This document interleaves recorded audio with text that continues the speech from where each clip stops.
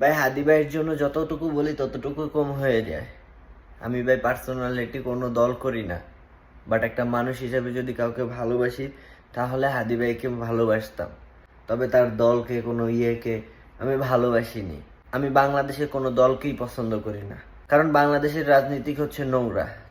আমি কোনো রাজনীতিতে জড়াই না, আমি কোনো রাজনীতি নিয়ে কথা বলি না। অ্যাজ এ পার্সোনাল মানুষ হিসেবে যদি কাউকে ভালো লেগে থাকে, এই মানুষটির কাজকর্মগুলো ভালো লাগে, তাহলে সে হচ্ছে হাদি ভাই। তার জন্য তাকে নিয়ে আজ এত ভিডিও বানাই। বিশেষ করেন বুকের ভিতরটা ফাইটা যায়, সারাক্ষণ শুধু তার ভিডিওগুলোই দেখি।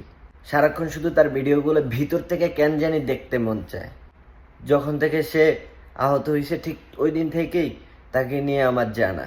বিশ্বাস করেন তার আগে হাদি নামকে তাকে আমি জানতাম না, তবে যেদিন থেকে শুনলাম, যেদিন থেকে দেখলাম তার উপরে হামলা হয়েছে, সেদিন থেকেই তাকে নিয়ে দেখতে দেখতে আজ তার একজন ফ্যান হয়ে গেলাম। আসলে এই পৃথিবীতে ভালো মানুষ বেশি দিন বেঁচে থাকে না, তার প্রমাণ হাদি ভাই। যাই হোক, সবাইকে এই দুনিয়া ছেড়ে যেতে হবে। যেহেতু তুমি জন্ম নিয়ে এই পৃথিবীতে আসছো, তোমাকে একদিন চলে যেতে হবে। তবে আফসোস, এভাবে যে চলে যেতে হবে সেটা কখনো কল্পনাও করি না। সো সবাই হাদি ভাইয়ের জন্য দোয়া করবেন। আর হ্যাঁ, আমি একজন প্রবাসী, কোনো রাজনীতি বা কোনো দল এগুলো আমি করি না। জাস্ট হাদি ভাইকে নিয়ে সেদিন থেকে জানা, যেদিন থেকে সে আহত হয়েছে, আর সেদিন থেকে আজ পর্যন্ত তাকে দেখার জন্য পুরো মনটা বেকুল হয়ে থাকতো।